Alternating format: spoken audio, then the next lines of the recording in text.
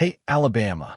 In times of NIL, New Incentive League, which is a very strong scheme to attract young people today, player Trent Seaborn revealed that not everything is about money.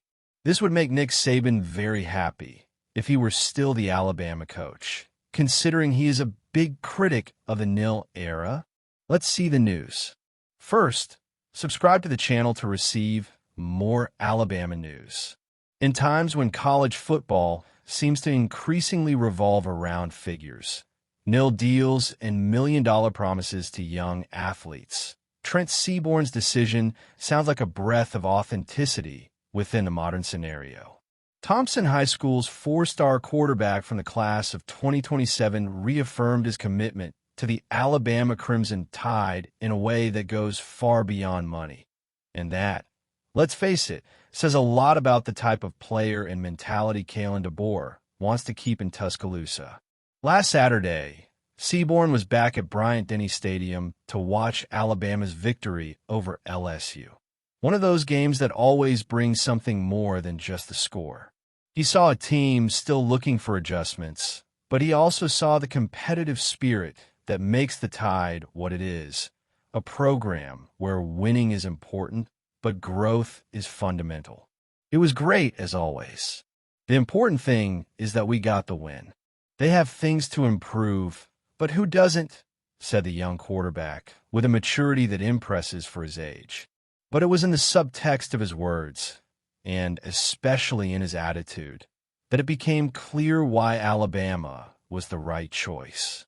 During his visit, Seaborn connected with other recruits, committed players, and coaches.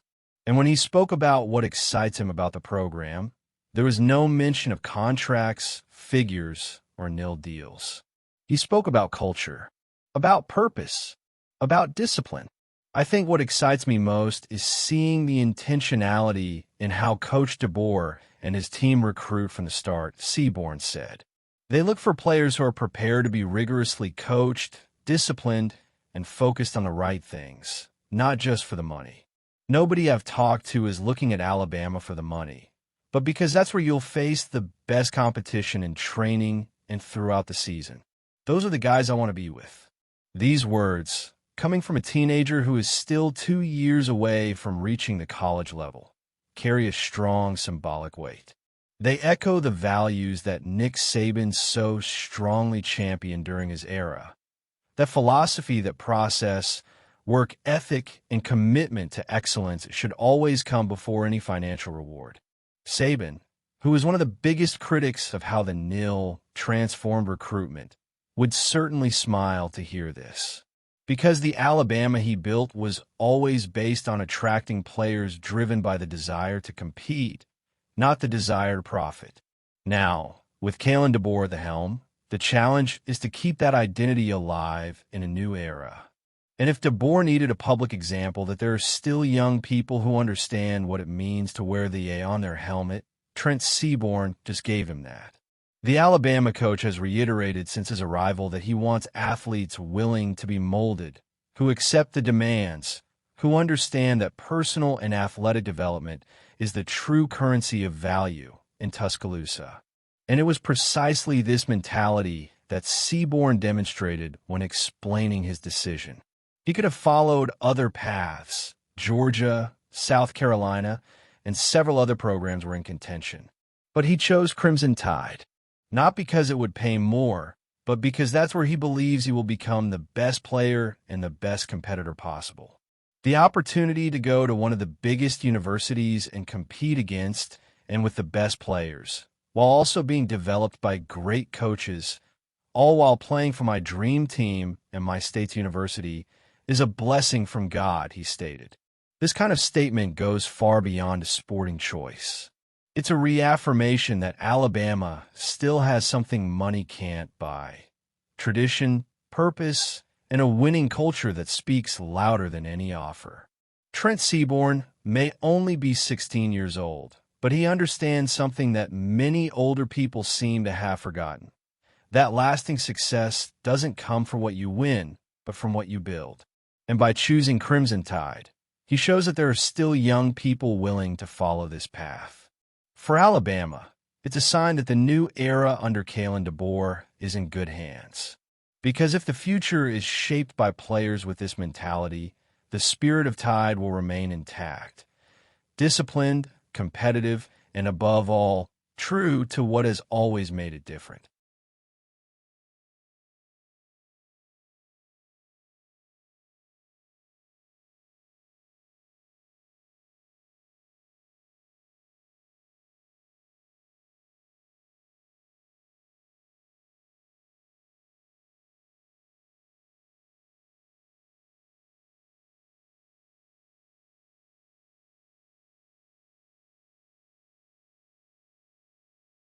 In the heart of college football, where youth and physical vigor are often considered an athlete's main virtues, Alabama has found a unique piece in its defensive machine.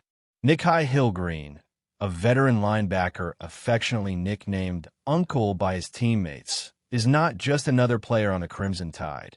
He is a symbol of maturity and wisdom within the white lines of the field. Hillgreen's journey to Tuscaloosa seems less like that of a rising young star and more like a tale of resilience and adaptation. Before donning Alabama's red and white, he had already played for Michigan, Charlotte, and Colorado, the latter coached by none other than Deion Sanders, a revered name in the sports traditions. At 24, Hillgreen is, in practice, a veteran in a position where many are still shaping their identities. However, what he brings to the team is not just years of accumulated experience, but also a mindset focused on excellence and quiet leadership, which makes all the difference in decisive moments. The game against LSU was a perfect example of this. With 5 solid tackles, Hillgreen didn't stand out for his exorbitant statistics, but for his consistency and precision in every play. He's not the type of player who stands out for being the fastest or most athletic, characteristics that usually dominate the headlines. Instead, his value lies in his ability to read the game even before the ball is put in motion. Kane Womack, Alabama's defensive coordinator, highlighted this by saying that Hillgreen knows exactly where his eye should be and that he's doing everything right before he needs to make the play. This description may sound too technical, but it reveals something essential. Hillgreen is the player who allows others to perform their roles more efficiently. He is the cement that holds the defense's structure together, and that quality has been crucial for Alabama this season. The Crimson Tide defense, under the guidance of Kalen DeBoer and his coaching staff, has sought to balance aggression with tactical discipline. Hillgreen fits into this plan as a key piece. His work goes beyond visible statistics. It's the kind of contribution that's only noticed when it's missing. When he strategically positions his teammates or anticipates the next move of the opposing offense, he creates opportunities for the team to function as a harmonious unit. And this has been directly reflected in the overall performance of the group, especially in recent games when Alabama faced traditional rivals like Tennessee and South Carolina. But what makes Hillgreen special goes beyond the 4 lines of the field. He has brought a refreshing energy to the Alabama locker room environment. In a program where the pressure to win is constant, his presence is a breath of fresh air. He not only leads by example, but also by the positivity he transmits to his teammates. "I try to be the exact same person every day," said Hillgreen, emphasizing that his approach is based on consistency and mutual trust. For a group largely composed of young talents still shaping their identities, having someone like Hillgreen, an experienced uncle, can be a game changer. This dynamic between veterans and rookies is particularly relevant in the context of the 2025 season. Alabama, as always, is aiming for another title. But this year's campaign has been different. The arrival of Kalen DeBoer brought a new playing philosophy, an approach that blends the Crimson Tide tradition with tactical innovations. Within this transition, players like Hillgreen have played fundamental roles. He not only adapted to Womack's scheme, but also helped others do the same. His ability to understand each player's role within the system allowed him to expand his influence, going beyond his individual responsibilities. Now that Alabama is preparing to face Oklahoma this Saturday at Bryant-Denny Stadium, it's clear that Hill Green's contribution will be vital. The Sooners arrive as a worthy opponent, known for their offensive versatility and ability to dictate the pace of the game. It will be a test for Alabama's defense, which will need all its tactical discipline and fluid communication to contain the visiting team's offensive attacks. And here, again, Hill Green comes in. He won't be the player who makes headlines with spectacular plays, but he will be the one who ensures that every piece of the defense is in its place at the right time. The Washington Commanders season suffered a significant blow with the injury to Trey Amos, the cornerback who arrived with high expectations after being selected in the second round of the NFL Draft. The fibula fracture suffered during the loss to the Detroit Lions not only complicates the Commanders' immediate plans, but also puts into perspective the trajectory of a player who, even early in his professional career, already demonstrated maturity and leadership ability against opposing defenses. For Alabama fans, seeing a former Kalen DeBoer player face such early adversity is a reminder of how unforgiving the transition to the NFL can be, especially for young athletes.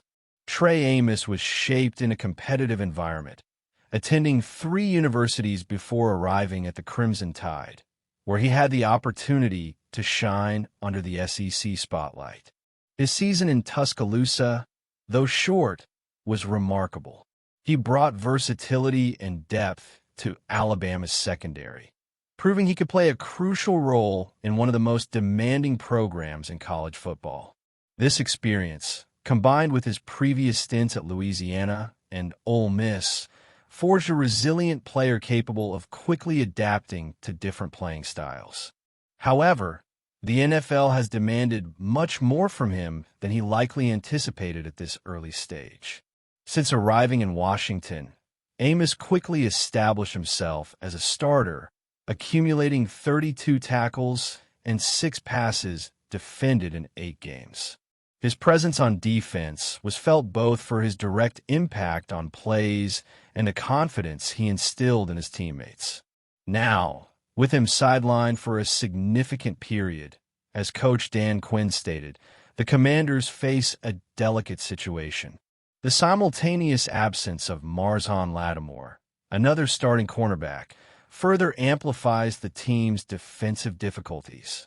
Without 2 of their key players in the secondary, Washington will have to improvise solutions to contain increasingly dynamic offenses in the NFL.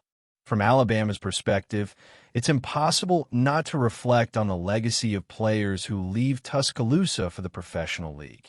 Kalen DeBoer has been working to create an environment where athletes like Amos can flourish, developing their technical skills while mentally maturing to face the challenges ahead. Amos's case illustrates this duality well. He arrived at Alabama already possessing experience from other universities, but it was at the Crimson Tide that he found the space to shine at an even higher level. His performance in college football was a clear harbinger of his potential in the NFL, but now it's up to him to overcome this difficult moment and come back even stronger. Amos's injury also highlights a cruel reality of modern sports, the physical fragility of athletes in a high-intensity environment. The fibula, although not a central bone in the body structure, plays a vital role in stability and mobility, especially for cornerbacks who depend on explosiveness and agility to keep up with fast receivers. Recovery from such a fracture requires patience and discipline, qualities that Amos certainly developed during his college career. For Alabama fans, all that remains is to hope he displays the same resilience he demonstrated on the SEC fields. Meanwhile, Washington will need to find alternatives within their roster to fill Amos' absence. Less experienced players will have the opportunity to prove their worth, but the loss of such a promising rookie will be felt at all levels. It remains to be seen if the team will be able to maintain the defensive cohesion necessary to compete in a conference as fiercely competitive as the NFC East. For Amos, the focus now is on recovery, and the estimated date for his return, December 20th against the Philadelphia Eagles, serves as a motivating horizon. Until then, he will have time to reflect on his journey and prepare to come back even stronger. For Alabama, cases like Amos reinforce the importance of continuing to develop well-rounded athletes, ready to face the challenges of professional soccer. Kalen DeBoer has demonstrated a balanced approach, prioritizing both the technical and emotional development of the players. And while Amos' injury is a setback, it can also serve as a valuable lesson about the unpredictable